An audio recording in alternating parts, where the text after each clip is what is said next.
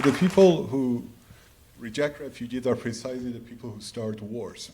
And as we were outside, I saw a piece of news that Trump now says that Tehran should be evacuated, and Tehran is my hometown. So that's the story. I moved to the US. My name is Ramin Taklibigash. In my day job, I'm a math professor at UIC. I'm also a musician, and also a visual artist with Agitator Gallery, which is one of the sponsors of this event. I'm yet to figure out what it is I want to do when I grow up, but we'll get there soon enough. So I moved to the US in 1995. I was supposed to go back middle of September of 1995. I wasn't able to return, and I stayed in the US for close to 30 years. In 1995, I came to the US as a graduate student to go to Johns Hopkins, and I was all of 2 years old at the time, obviously, and today is my birthday, so that is not a joke. Like, I'm kind of vulnerable about that. And over the last few years, I've lived in Princeton, New Jersey, Baltimore, Maryland, and now Chicago, Illinois, with my family and 2 ferrets up in Evanston. So we will be singing, we'll be doing a piece of music for you. It's called Ta Bahar Delneshin, and it was composed by Maestro Khaliqi in 1951 and sung by Ghulam Hussein Banan, and it was played on the Iranian national TV that day, and that building was attacked by the Israeli Air Force, I think earlier this morning. I'm not sure. So that's the on live air. So that's the story of our lives these days. Okay, yeah. So let's do something a little slightly more cheerful now. Let's do music.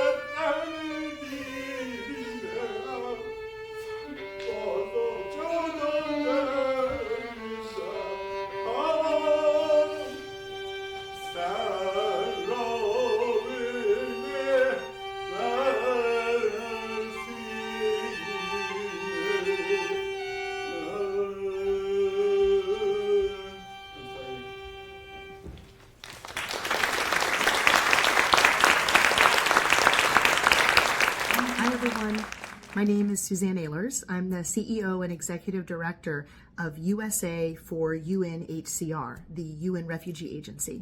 We serve as the U.S. national partner to UNHCR, which means we get to do all of the wonderful partnership building and fundraising on behalf of the agency here in the United States. And one of the many projects and initiatives that we implement is something called Sparking Change, and it's a fellowship. Your colleague Ali is a fellow in this year, 2025. We partner with two wonderful groups, one called Refugee Congress, which many of you might know, and another group called Welcoming America. And the three organizations have designed and implemented this program so that we can support refugee leaders in their efforts to build and create and shape a positive and productive narrative around the refugee experience and really help audiences better understand the crisis of forced displacement. Now, this year, we're looking at creative and community building efforts, which is why we have supported Ali, his efforts in Chicago, and the convening that all of you are at, I think, when you're watching this video, which is called Voices Through Art. So I'll tell you two quick things about our initiative, Sparking Change, and why it's really relevant to what you're doing over the next day or so. The first is that we do provide some funding, financial support for this effort, but we also get out of the way. Because the truth is that refugee leaders and refugee-led enterprises really know the best way to meet the needs of their community. And so we see ourselves as sort of a part of the equation, but really the most important thing we do is provide the resource and then move out as you begin to create and develop together. I think the second piece I would say, and this is really where you are at sort of the heart of art and storytelling and creative communications, just how important those tools are to breaking down misconceptions and barriers to understanding the refugee experience. And so we're really proud to have partnered with so many creative souls across this great country this year, trying all sorts of innovative and creative ways to do that storytelling together. So that's the message from me. I'm sorry that I can't be with you. I think Chicago is a terrific city, and in mid-June, I hope it's a really beautiful day for you all. I hope the community that you're building around this table at Voices Through Art and under Ali's leadership and innovative thinking and visioning is a really productive and positive experience for all of you. And from the team, both my staff and my board here at USA for UNHCR, I wish you the best. We send our best regards and good luck for everything that you'll accomplish today and into the future. Welcome.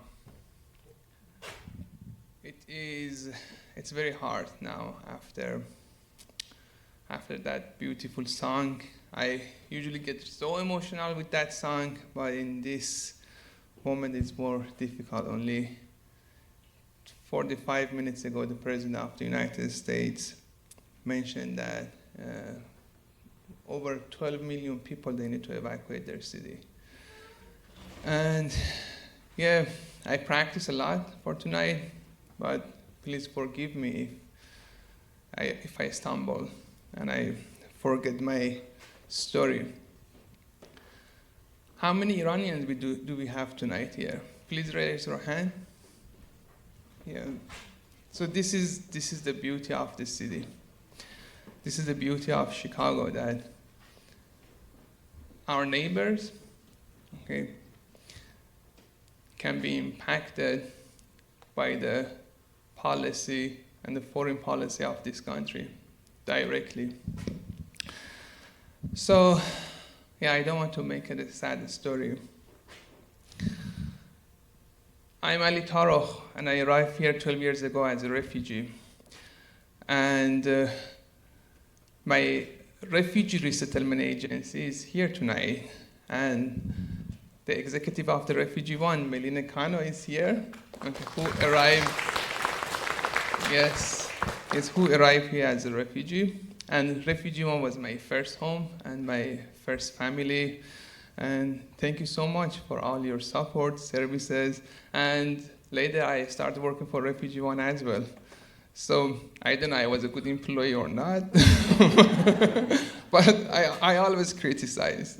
So forgive me, Melina. And other things, I don't want to test your knowledge, but I want you to guess how many do you think how many forcibly displaced people do we have in this world now? Just guess. 39 million. Who said that? No.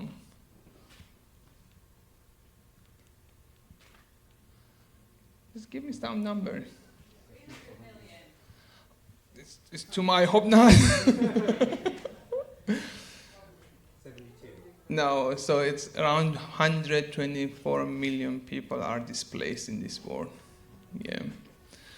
And over 36 million of them are refugees, means they are officially registered in UNHCR. Okay. Think about that number. And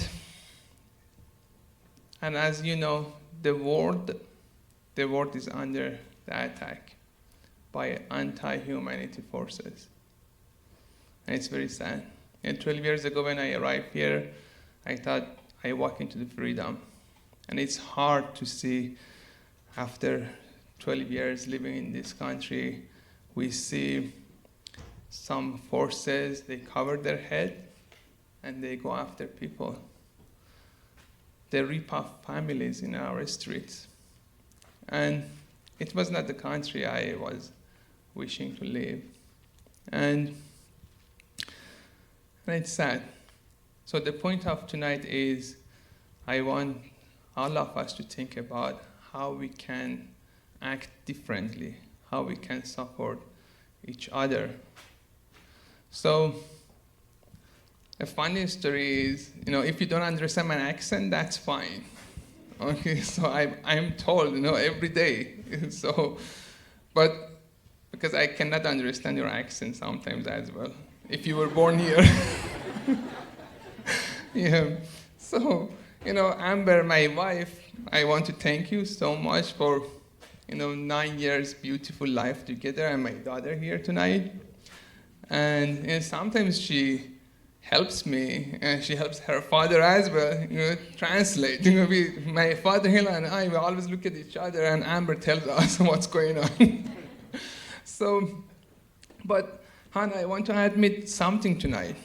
In 9 years living with you, a couple of times when I missed Shiraz, my city, which is under attack now, I was not feeling good. But when you asked me, hey, how are you doing? I said, I'm good.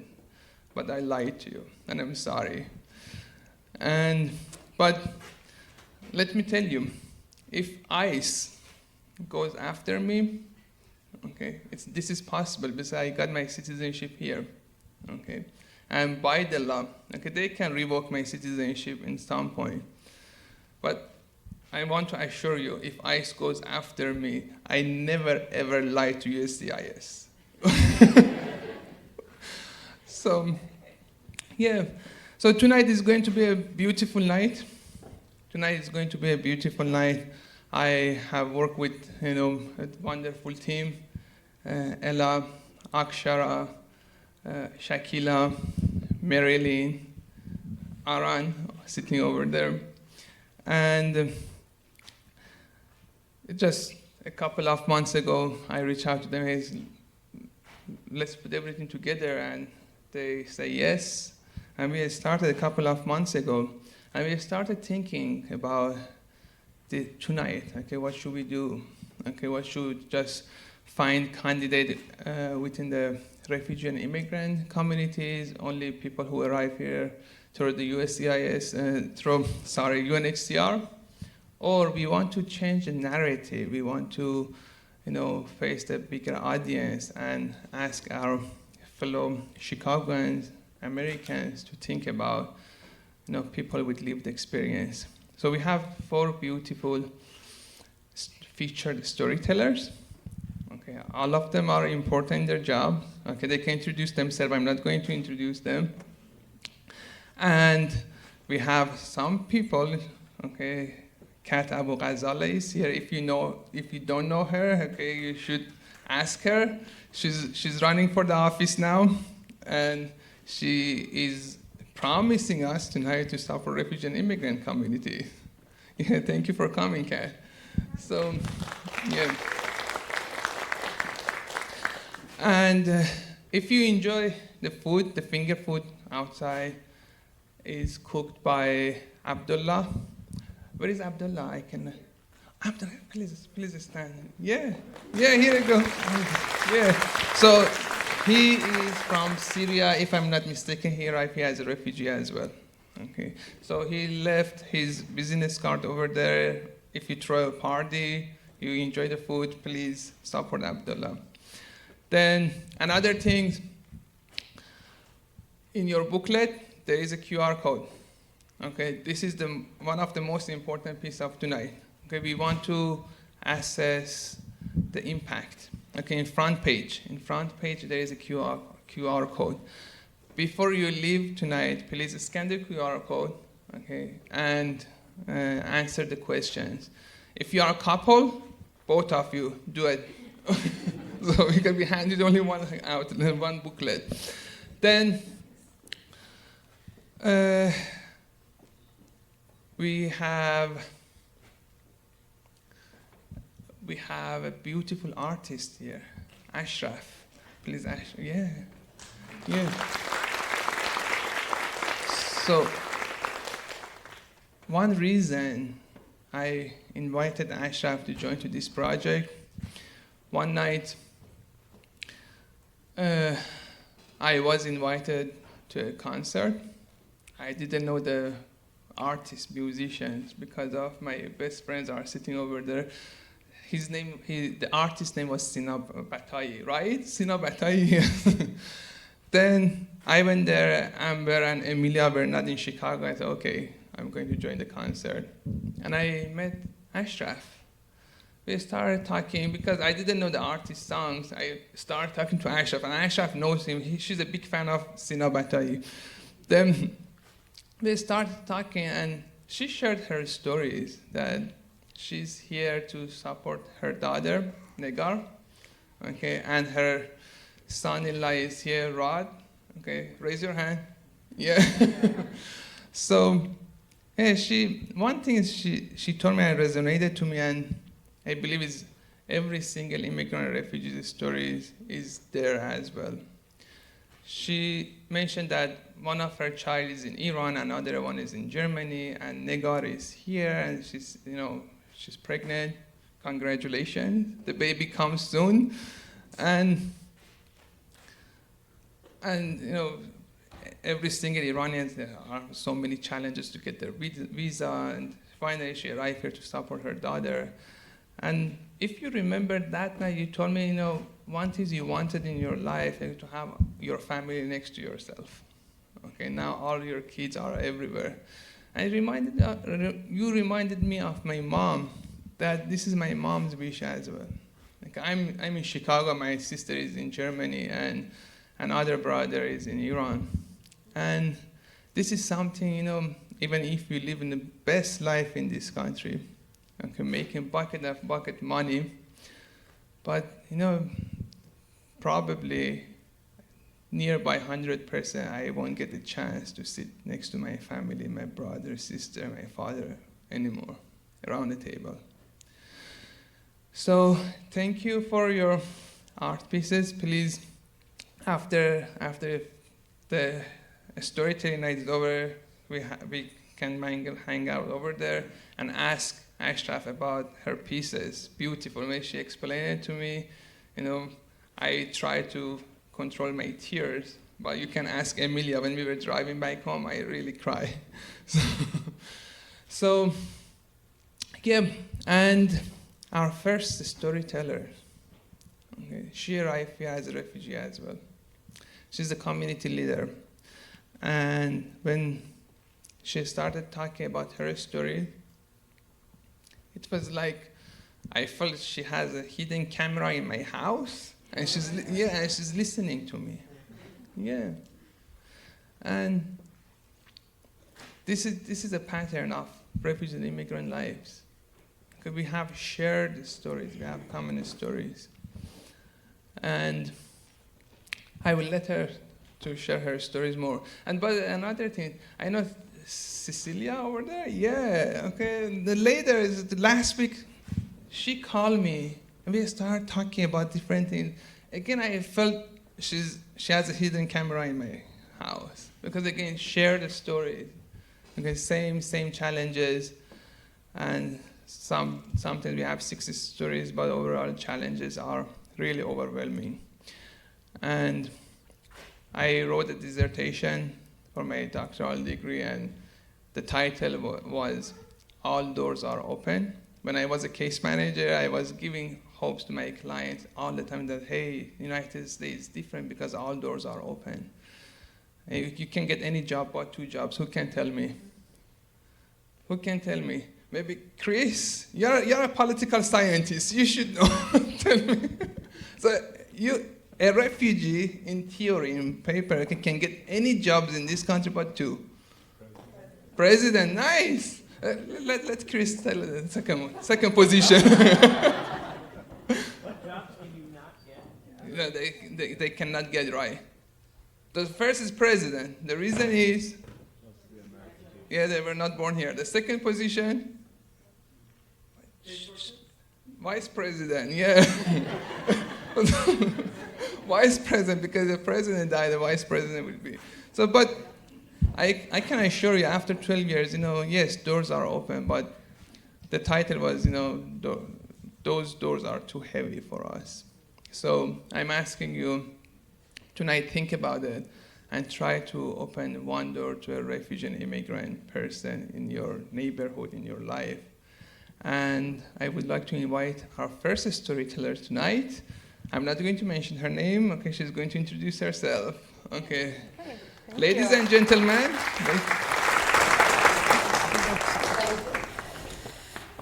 Hello, everyone. It's not easy to be here, but I decided to make it happen tonight. My name is Hanna.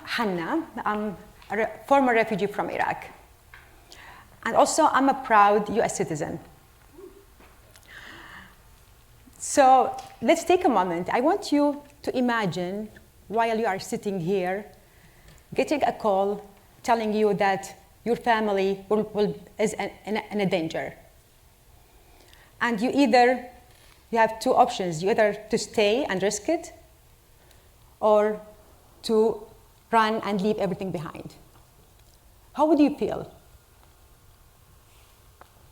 I just want you to take 2 seconds and try to name your feeling in 1 word.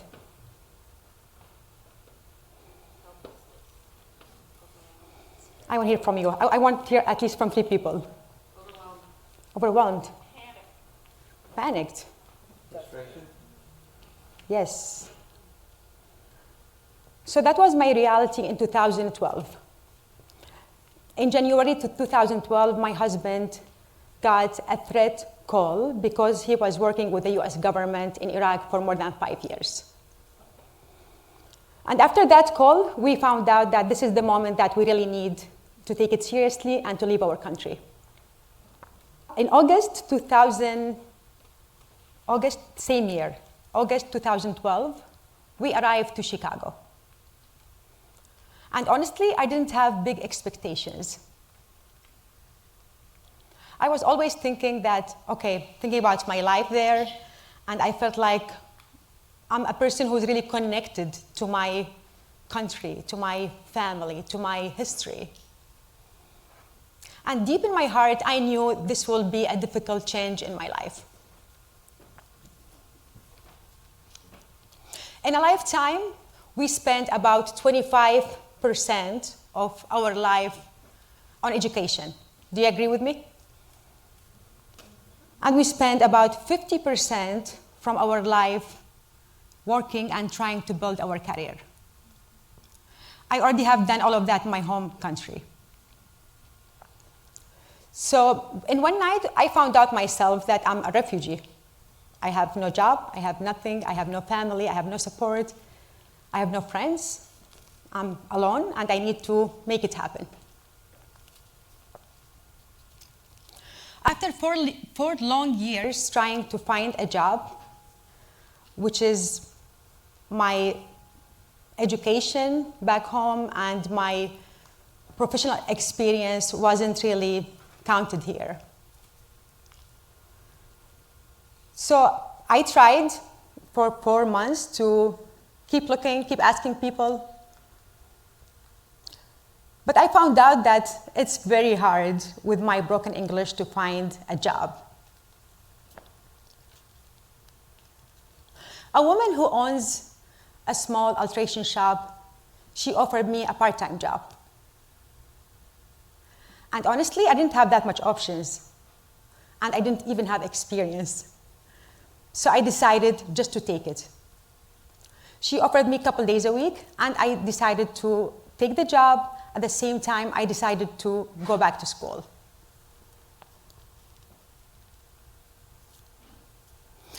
Working at that tailoring store, I can still remember my feeling. I didn't really feel that I'm a victim, or I didn't even feel sorry about myself. But I took that as an opportunity to get to meet with people, to get to learn about the culture, learn about the system, and also try to practice my English, because that's a huge thing, actually. Usually in my country, we study English, and we know how to read and write very well. But when it comes to speaking, that's a different story. And that was my struggle. In 2017, I moved to the nonprofit field, where my passion is. Using my professional experience and using my personal story to inspire refugee women, guide them, and walk with them the way of dependency. In 2018, I was chosen as one of 15 community leaders from all over the state to take refugee mental health and leadership program, it was a scholarship that I was fortunate to take it. But taking that program opened my eyes about the need of mental health awareness and resources for refugees. So this training, it was just an eye-opening for me. And that's when part of my mission started, which is raising awareness about mental health among the refugee community, and especially among the Arabic-speaking. Because if you know someone from the Middle East countries, you will know that there is a huge stigma. We don't even talk about mental health. Mental health, it's not even exist, actually. We don't know how to express our feeling, and we just ignore it. So that's a huge issue. So people, when they come here, they just keep the same pattern. And through my job, I was seeing like hundreds of families who were just arriving to the United States, struggling with mental issues silently.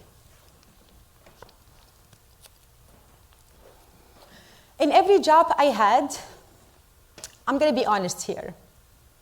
People, they were hearing my accent before they saw my skills.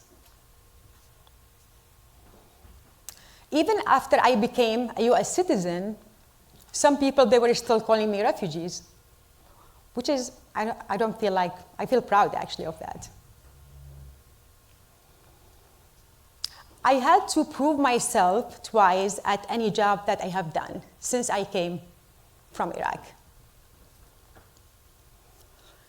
Trust me, I worked very hard. I worked even extra hours. I put all of my time and energy and everything into my job.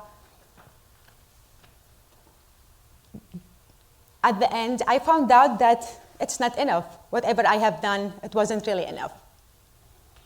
And after 9 years working in the nonprofit sector, I was still seen as a threat. Not because that I didn't do my job well, but because I did work very hard and I did more than what they expected from me. Tonight, I want to ask you, I think most of refugees, they struggle in the same way. Like there's a level that we cannot really pass. I want to ask you tonight, would you give an opportunity for refugee? Would you open the door for refugees? Would you believe in us? Would you take our resilience, confidence, talents, and skills as a gift added to your team, not a threat? Today, I'm standing before you as the founder of AMAL International. It's a nonprofit where we bring hope and transformation for the refugee families and underserved families too, here in Chicago and across the MENA region. And do you remember the alteration store that I worked in when I came as a surviving job? I own it now.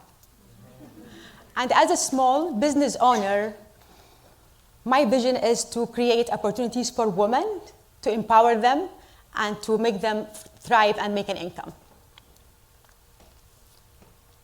I don't just work. I serve. And I really enjoy what I do. I influence. I advocate. And I make change in people's life. And that's what I really focus on. Instead of waiting for someone to offer me a seat on the table, I just decided to build my own. My journey taught me that hope is not just a feeling. Hope is a decision that I need to make every day to keep moving forward. Thank you so much.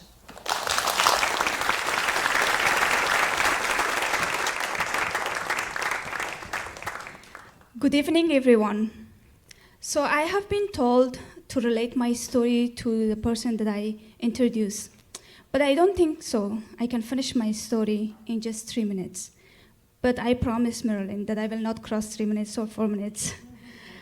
I'm Shakila Afro.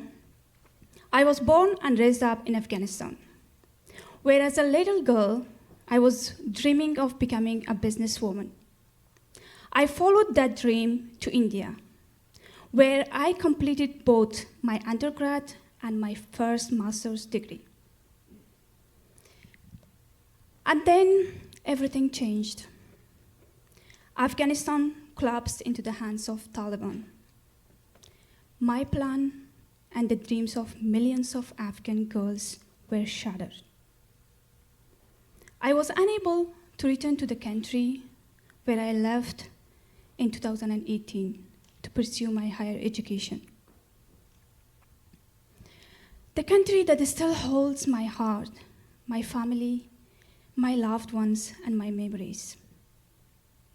That's when I came to the United States last year on a student visa from India. Not just holding my books, but holding a heart full of pain, grief, resilience, and responsibility. While I am incredibly privileged to pursue my advanced education here in the United States, it's impossible for me to forget those who were left behind. Millions of Afghan girls in Afghanistan are now deprived of their most basic human right, the right to education. I think of my friends, my family, and my classmates, and I carry the sorrow of their silence with me every single day. I also carry a purpose that I will speak up for them, advocating for their rights, and also keeping their struggles visible to the world. At this moment, I wouldn't do justice if I don't thank my university, Loyola, who awarded me with a scholarship, and to two incredible women, Miss Linda and Miss Judy, that their support has played a significant role in where I am today. Tonight, I have the honor of introducing someone who understands what it means to live and go through profound changes and live and then turn it into purpose. She is an artist and also a public health leader based in Chicago.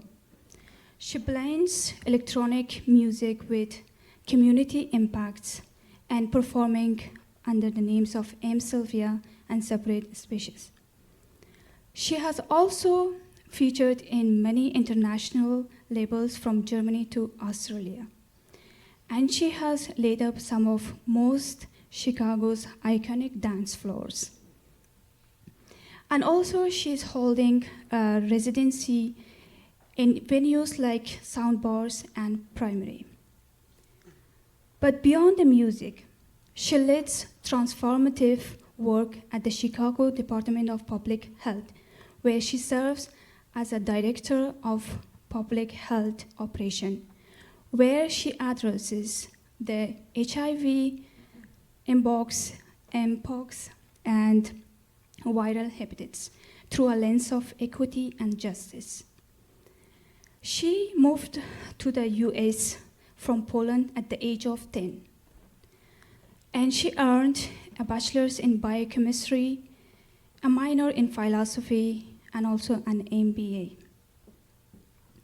Her life shows us how powerful it is to not choose between creativity and service, but you can live boldly in both of them and make the impact across them. Ladies and gentlemen, please join me in welcoming our inspiring and talented speaker.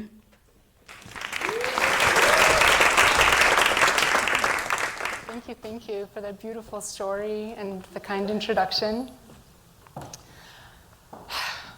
So I have some big shoes to fill for many reasons, but also because my grandmother was actually the best storyteller in the family. So a story of hers that I would like to share with all of you today to start is about her first day of school. In Poland, where I'm from, school starts always on September 1, or the next business day.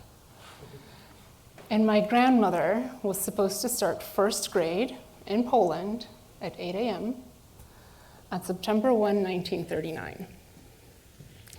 Yes, I hear some World War II aficionados in the room. Unfortunately, at 4:30 a.m. that very morning, about 200 miles from my family's home, which is about the distance from Chicago to Indianapolis, the German battleship Schleswig-Holstein was moving into battle position on the Baltic Sea. It pointed its guns at the Polish naval base at Westerplatte, and within 15 minutes fired what were the first shots of World War II. My grandmother described planes flying over the house and sirens blaring, and there was no school that day. The events of that morning signaled what was to come next, and that was the invasion of Poland by Nazi Germany from the west and Soviet Union from the east. They had many plans, which included the colonization of Poland and uprooting, consequently, some Polish families from our land and removing us from there. So a few weeks later, after September 1, my great-grandmother heard a knock on her door. And it was a Russian soldier who told her she had minutes to get ready to leave. So she got her 5 kids and whatever she could, and my family was put on cattle cars along with many other Polish families from the region and taken deep into Soviet territory, into Siberia, which is all the way in Asia. There, my great-grandmother had to cut trees in a dense forest near the Arctic Circle. It's called the taiga. Conditions were not good. Food was scarce. And my grandmother's youngest brother, an infant, died of starvation. But my great-grandmother learned there was a way to get out. So she moved south through Asia and west through the Middle East to Africa, where countries like Uganda, Kenya, and Tanzania welcomed Polish refugees along a series of camps on the shores of Lake Victoria. And my grandmother had many stories from that time. She told me about learning how to petrify a starfish, about a nighttime encounter with a hippo. They're not friendly. About how her and her friends were being bad and they got chased by a silverback gorilla. But I think they kind of deserved it. They were trying to steal a baby gorilla. Terrible. And they also noticed that the best fruit grew on the highest parts of the tree, so they would actually ask monkeys to throw it down to them, which the monkeys would, but they take a bite of it first. I am not kidding. Food was scarce. So at the end of the war, actually the American army was the first to walk into the camps. Ooh, my mic almost fell. Closely followed by the Red Cross, just 3 days behind. And then my great-grandmother had the choice of accepting amnesty, either in Australia, England, or the United States. But she chose to go back to her family farm in Poland. As you can imagine, it wasn't in perfect shape, and actually a part of it was appropriated by somebody else in her absence. Poland was very poor for a very long time, and my family struggled. So when the Iron Curtain lifted in 1990, my mom and my aunt decided they would come to the United States to make money. I remember the day my mom left. I was 6. And every morning I would wake up and call her name, but that day my grandma came in. And she told me my mom kissed my hands and my feet and wanted to leave before I woke up, because then she wouldn't have it in her to leave. And so we didn't see each other for 4 years. And when she came back, she said we'd be moving to the United States. Unlike Poland, the US was not poor, and there were many more opportunities there. But I was not thrilled. I loved playing with my cousins on our family farm, the very one that my great-grandmother went back to. I loved my school. I loved being close to my grandparents. But we moved to a country where I didn't speak the language. Now, my first day of American school was not exciting. I had to follow a teacher I couldn't understand to a room full of kids that surrounded me, and I couldn't understand them either. I just knew they were asking questions. And I learned that I was culturally different too. For example, in Poland, you never address a teacher sitting down. You always stand up and you raise your hand like this, which is kind of awkward, apparently, in the States. And so I learned actually the kids were kind of making fun of me a lot in class. It took me a few months because I didn't speak English, but once I got it, I was like, oh. And so linguistics is an area of interest for me for many reasons, including when I was 15, I got appendicitis. And it was a perfectly normal appendectomy. But my mom, who was a skilled ICU nurse, noticed I wasn't healing as I should. So she complained to my surgeon, who wasn't particularly interested, it seemed to me, in hearing her out. I actually had a massive pelvic infection, and I still have effects of it even now. And I remember when my mom and I went to the local pharmacy to get antibiotics, and I have this very vivid memory of the pharmacist ridiculing her accent. So, years later, when I learned that I could volunteer as a Polish to English interpreter at a local free clinic that served many immigrants, that was a no-brainer, right? And I loved being there and helping other immigrants and other communities who experienced barriers to care. So after a few years there, I learned I could actually make a bigger impact working at the Chicago Department of Public Health. And that's what I do now. But I truncated a lot there for you. So maybe I'll jump to my art, which luckily can tell volumes where words fall short. So you'll see these bird motifs that are flying up. And these symbolize the acts of dreaming and hoping, something we do as immigrants and refugees. And the background is illuminated by light, which symbolizes dreams and goals that we're trying to reach. And though you might not see it on the projection, that light has some trouble getting through because it's obscured by many layers of tissue. And each of these layers symbolizes barriers that we might have to overcome to reach our light. 2, the piece is designed to move with whatever's happening in the room. So if you walk by it, because it's so light and tissuey, it might ebb and flow with whatever's happening around it. And that's because if you're an immigrant or refugee, you might find yourself at the whim of forces beyond your control. But the real inspiration for my piece is a form of folk art from my part of Poland, the Northeast. It's called wycinanki, which is paper cutouts, as you see in so many cultures in the world. And some of these silhouettes are cut out to allow more of that light to shine through. And that light symbolizes my culture and my family history, which I so often rely on to illuminate my path as things get difficult. And so when I constructed this piece, I realized it's not just my story. It's actually just my story is a part of a legacy of generations of incredible women who traversed continents and crossed oceans to bring their family to safety, to reach their goals and their dreams. And so maybe when you look at this piece, whether here or outside, you might think it's pretty or attractive or haunting or interesting, or maybe in the grand scheme of human stories, not that remarkable at all. And whenever I reflect on my story, I think all of those things, sometimes at the same time.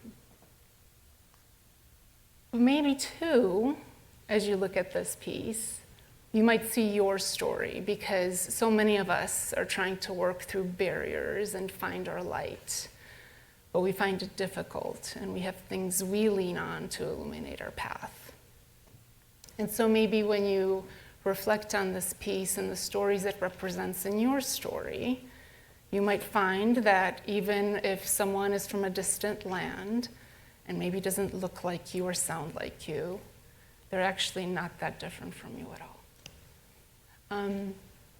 Again, my name is Sylvia Jamian, and I call this piece for Lisa Wax, who was my art teacher in high school. Thank you all. Good evening, everybody. I hope you're having a good time out there. It's very different standing up here than it is sitting in the audience.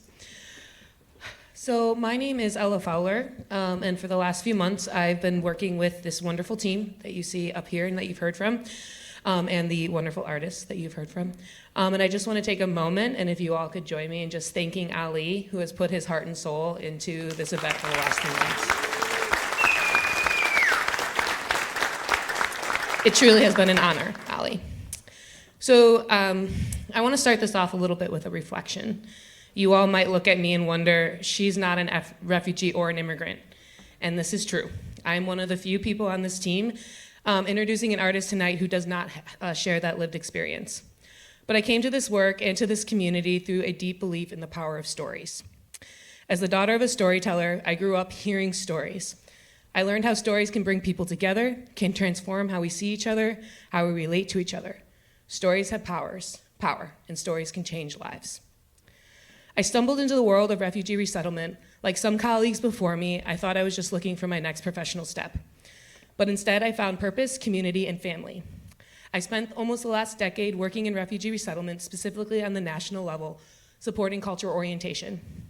This is the education that refugees first receive when they begin their lives here in the United States. It is through this work that I created lifelong connections and friendships. I came to quickly see and believe that refugee and immigrant stories, though shaped by displacement, are ultimately stories of resistance, community, love, and so much more. That belief, I think, is what brings us all here today, two voices through art, to witness how people turn migration into meaning. It's why I continue to support this beautiful, vibrant community. It's also what brings me back to tonight's artist. lost my place. Someone I first met over a decade ago when she served in an anti-hunger AmeriCorps program that I managed. Even then, she was committed to her community, to food justice, and to her own identity. In reconnecting with her on this project, I was in awe of what this woman has accomplished, growing her work with deep, intentional roots. She is the daughter of an American mother and a Ugandan father. Though born here in the US, she spent her summers in Uganda on her grandparents' farm. That land, that soil, became a through line in her life. Her art tonight speaks to that connection. This next artist is an urban farmer, horticulturist, and food justice advocate. She works with Grow Greater Inglewood, helping transform city landscapes into spaces for sustainability, resilience, and community power. She brings together Black and Brown communities to grow not just food, but solidarity. I am very honored to introduce someone whose story, like her roots, continues to deepen and inspire. So please join me in welcoming our next artist. Good evening, everyone. First, thank you, Ali. Thank you, Ella. I'm just very humbled and grateful to be here in this space with you all. Thank you all for sharing your stories, your courage, and I'm feeling a lot of emotions today, understandably. Just wanted to acknowledge that. And also, I have to candidly say, when Ali first asked me to participate in this event, I was like, Ali, but I'm not a refugee and I'm not an immigrant myself. And he reminded me that my story is valuable as well and is part of the tapestry.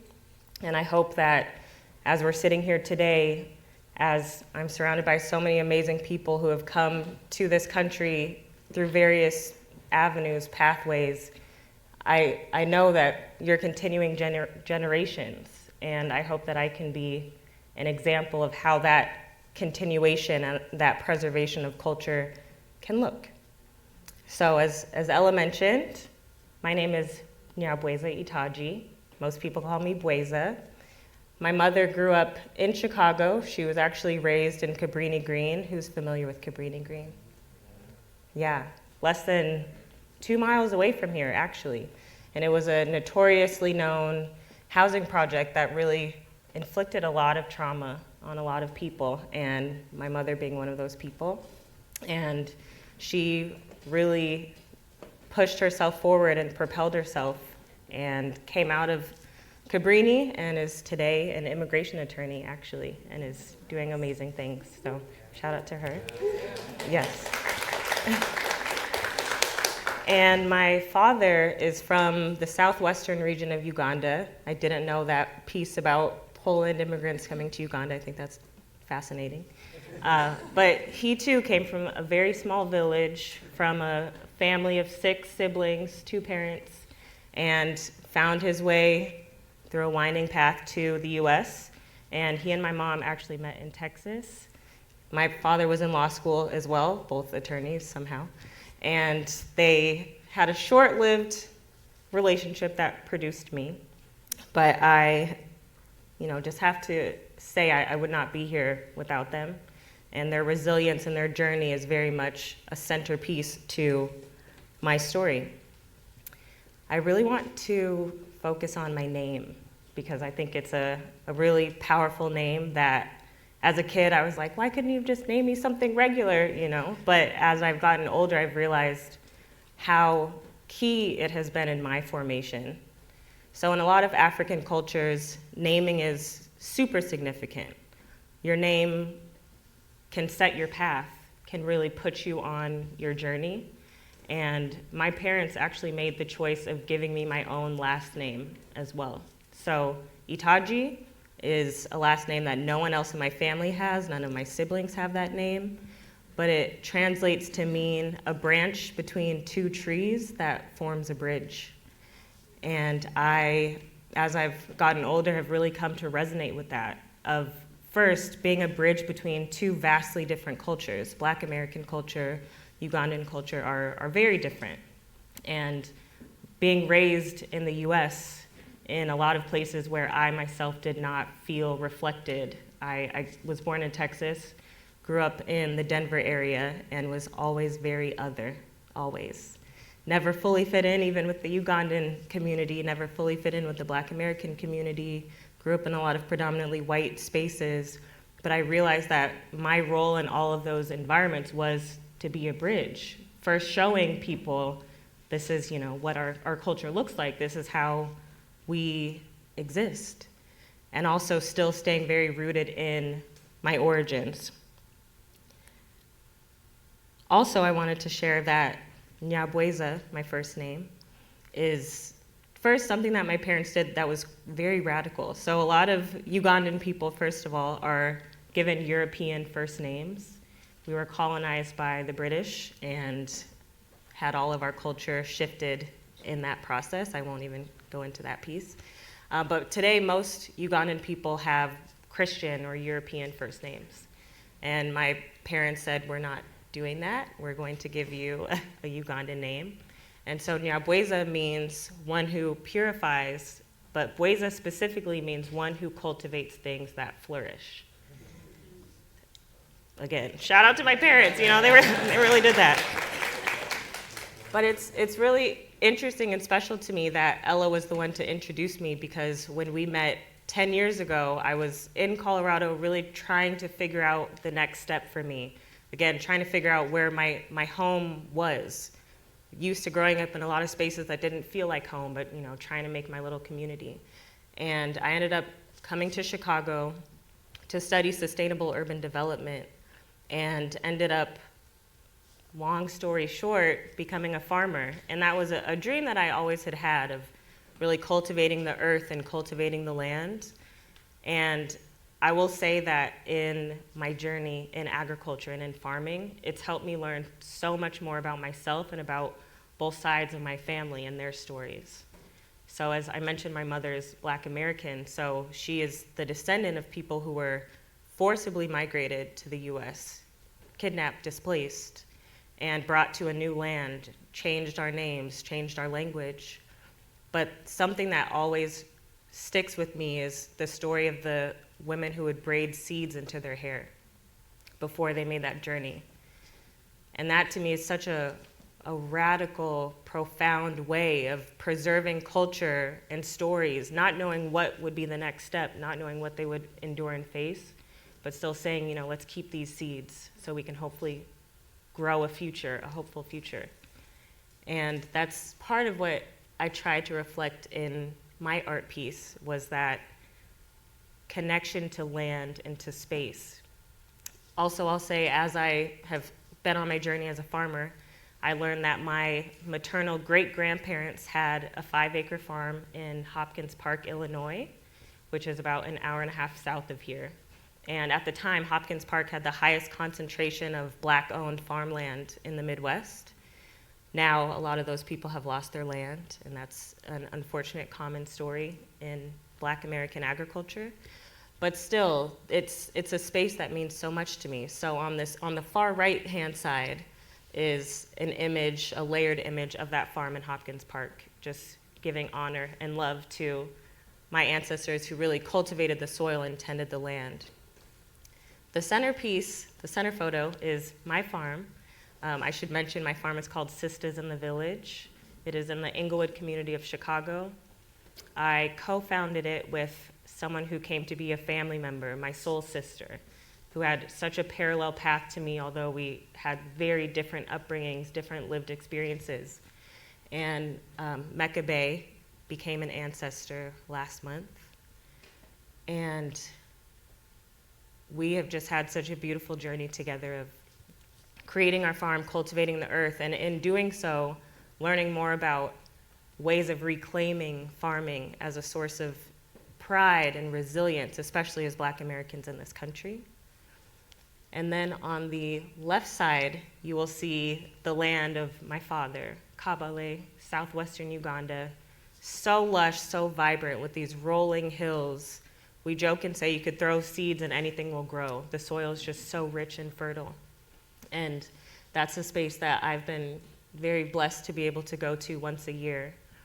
But I do think that place and soil and agriculture is such a key component of all of our journeys, and that feeling of longing for a land that you may not be able to go to, or that feeling of missing those crops or missing those plants that you would tend to with your grandparents. And it's interesting. I feel all of that within myself as well. And I think it is an inherited and generational experience that's passed along. So in this, I also have a couple images of my grandmother on my father's side. My father as well, he's kind of hidden behind that banner over there. But all that to say that in connecting with the land, we connect to ourselves. And I hope that you all would have the opportunity to come to my farm if you're local in Chicago on 58th and Ada.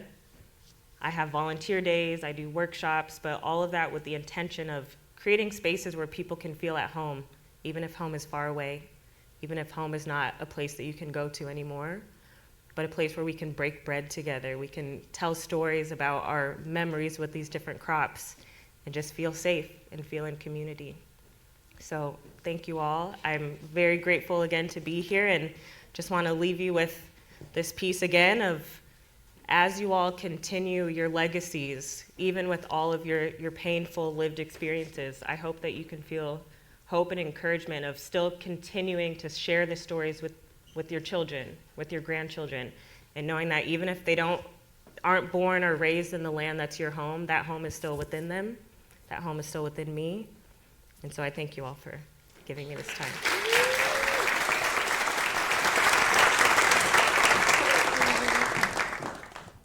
Good evening. How is everyone doing?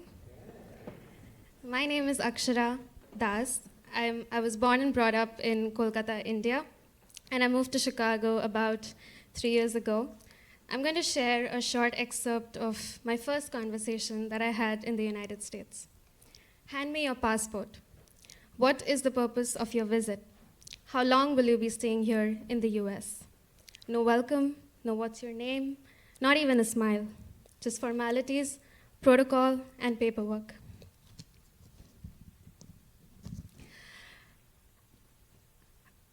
Back home in India, I was born in a very small nuclear family, which included my dad, my mom, and me.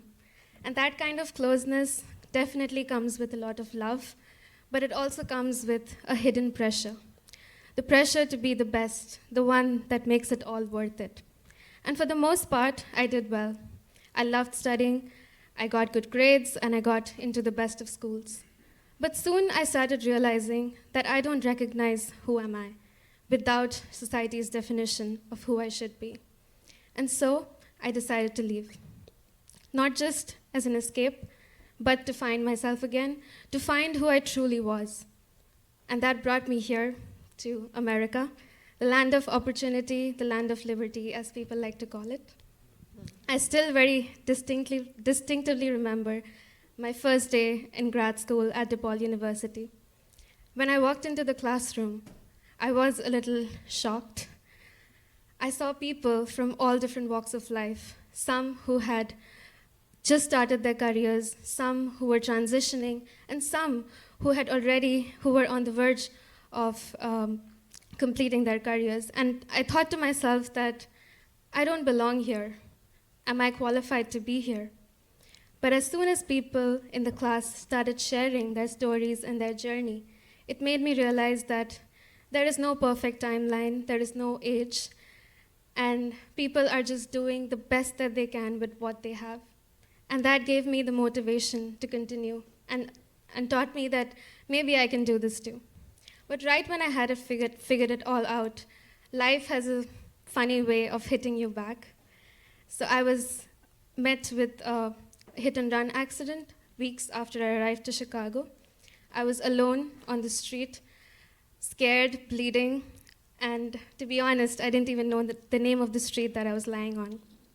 But in that moment of weakness, something powerful happened. There were strangers who came to my rescue. Someone helped me sit up, another one went running after the car, and someone else called the police. And in that moment, I understood the true meaning of the power of community. But the system isn't as kind as people are, and soon bills started coming in, over $8,000. My insurance did not cover most of it. Law firms dropped me when they got to know that the driver did not have an insurance. Back at home, my roommates made fun of my accent, my food, and just the way I exist. I had no place to go. So what did I do? I shut myself in. I was in my apartment for days, crying, and just thinking that I do not belong here. But then something amazing happened. My sister, who lives in Houston, she came to visit me, and she dragged me to go on the Chicago architecture tour. She was like, "You have to come, you live in the city, how have you still not been to that tour?" And so I went. And when I was on that tour, I will be very honest, I looked at the city from a very different point of view. And it showed me two sides of Chicago. One, from the outside, that can be tall and overbearing, but there is another side of Chicago that flows steady and gentle like the river. And maybe that gave me the confidence to feel that I can be who I want to be. The city is welcoming to everyone. And that brings me to introduce our very next speaker, someone who has worked for immigrants all her life, who herself is the daughter of an immigrant family from Michoacan. Her passion for justice grew right here on the streets of Chicago. She has uplifted immigrant families and uplifted the voices of those who deserve to be heard. So please join me in welcoming our next speaker. She is the Deputy Mayor of Immigrant, Migrant, and Refugee Rights with the City of Chicago. Any other introduction is less for her, so I'm just going to let her go with her story.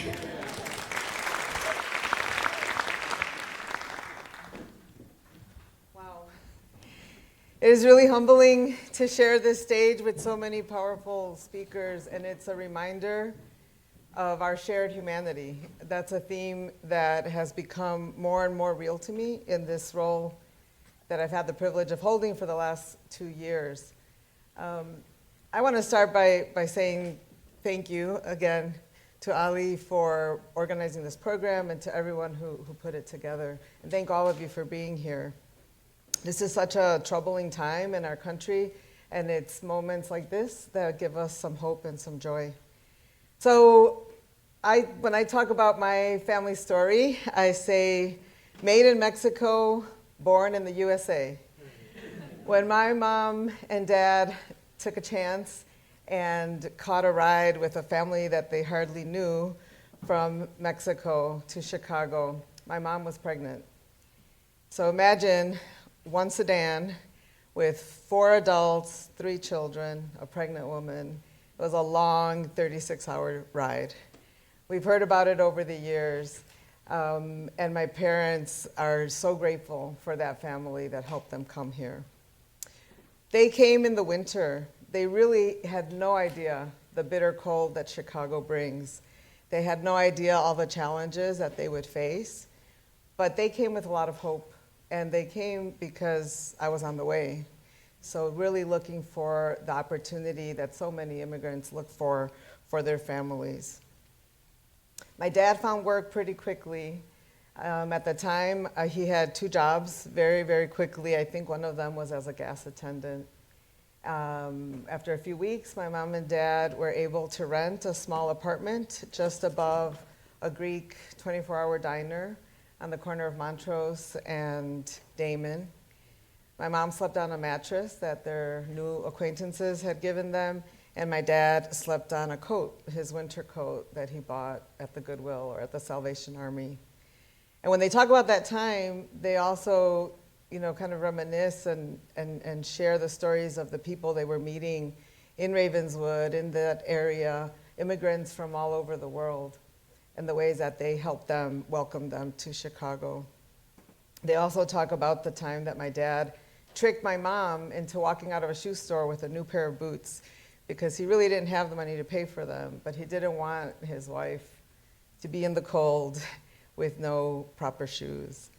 I think that as my parents got ready for what was to come, they were a little bit uncertain about staying here, but they chose to stay, and they overstayed their visas. And one day, as my dad was on his way to work, he was at a bus stop when he was approached by INS agents. They asked him where his green card was. They wanted to see his green card. So my father told them that he had left it in the apartment. And really, he just said that because he wanted my mother to know what was happening. He wanted to make sure that she knew where he was going. They were in the apartment, and as he gathered his belongings, the agents heard a baby cry. And that baby was me.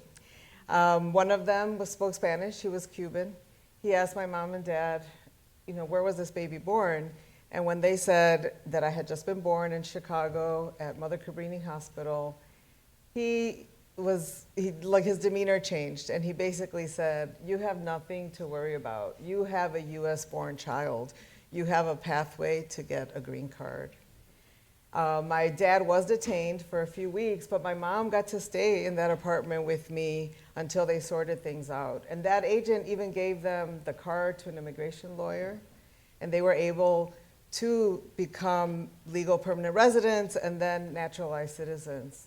And as I think about that story, can you imagine that happening now? That a federal agent would be kind and give you the tools and the resources to find your path to stay in this country. My mom and dad were able to sponsor several of their siblings, some other family relatives. They shared that card and that information with many people over the years. And when I think about that time in my early years, I like to think of that as my anchor baby era, because I know that my parents having me born in this country really created a pathway for many folks.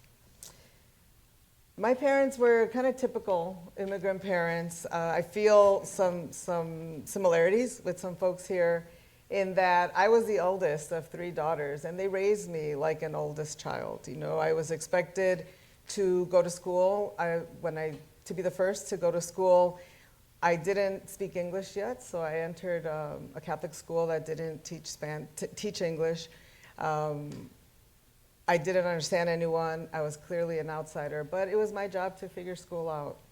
My parents also put me in charge of my 2 sisters when they were away and gave me a lot of authority in ways that, sometimes young kids don't always know what to do. They asked me to translate documents that I didn't even understand, and they asked me to interpret. And I know that these are common things for many of us who are the children of immigrants, but they are the kinds of skills that teach us to be resilient, to be helpers and problem solvers, and eventually advocates and leaders. Those times were sometimes difficult, but I am grateful for all that my parents taught me. They also passed on our Mexican culture, our language, our values, the importance of family and community, and understanding and knowing that we have a responsibility to help others.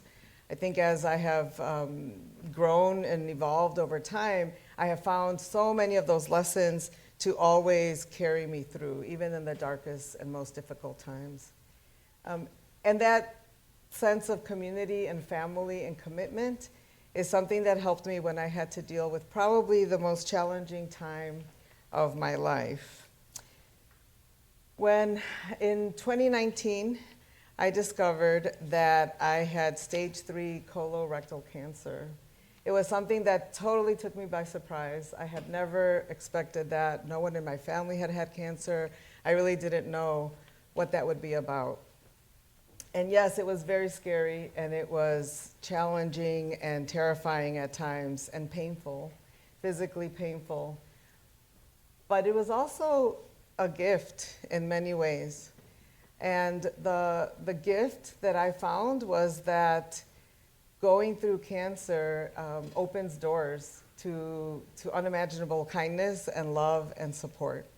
And so in that journey that I experienced this outpouring of prayers and good wishes and support from so many in my community and in my family, I also discovered that I had time to slow down and to do things that were life-affirming. People always talk about fighting cancer, and I definitely did everything I could to stay alive, but I actually chose to think about living and to think about love so that I wasn't going to lose a fight, because I really didn't know what the outcome would be. But I knew that I had the opportunity to choose life and to choose love. I also would not have made it through without the support of my family. And in particular, I want to acknowledge my husband and my sisters, one who is here today, because the ability to spend that time healing, the ability to put other things aside and to really focus on creating and on healing wouldn't have been possible without my sisters and my husband. Thank you. Yeah. The pictures that you see on the screen came out of a project. Art is very healing. I had seen this project online. It's called the 100-Day Project. People create something every day for 100 days in a row. I had always been kind of a doodler, but I had never taken formal art classes, and I wanted to do something to get me through chemotherapy. And so on day one of chemo, I started the 100-Day Challenge, and I ended up drawing, painting, creating 100 different pieces of art that became almost meditative and healing, and also that built a community, because every day I had to post them online. I was terrified and thought, you know, what are people going to think? Of course, no one was going to say, your art is ugly, you have cancer. But instead, what it was is it built this beautiful community of people commenting on the photos, expecting to see what the next day's drawing was. And it was just such an affirming and life-giving activity. Fast forward to this cancer journey, putting me on a whole other path. So today, I really enjoy drawing, and sometimes watercolor, sometimes markers. I just get happiness out of doing it for myself, and when I'm able to share them with people and see someone smile, it makes me happy. I'm going to fast forward to my deputy mayor era, because I want to close with this. My sister and my husband and others in my family have made it possible for me to be in this role. When I was first approached about this job, I thought I would be crazy to say yes. This was in May of 2023, when we were seeing buses of people being sent from Texas to Chicago, and there were no plans in the city for shelter and for support. I was still recovering from cancer, and I knew that putting myself in such a stressful job would be counterproductive. But that idea of having the ability to make an impact in immigrant and refugee communities, to honor my parents' journey, it landed in my heart, and I had to listen to it. And I decided to follow my heart and to try to do this work and to lead with love. I have learned and met so many amazing people through this journey. I've had the opportunity to help shape how our city welcomes immigrants and stands up for immigrants and refugees, especially in this very, very difficult moment. And I think the biggest lesson that I've learned is that we all have a role to play, each and every one of us. Some of us can lead very publicly, others can do it more quietly. We can lead in public, we can support. We can all be helpers and problem solvers and change makers and advocates, do it in our own ways. And in this moment where immigrants are under attack by our federal government, where there is anti-immigrant hate on our streets, where we are having to stand up for our constitutional rights and for justice, I invite you to join me to find your way and to lead with love. Thank you.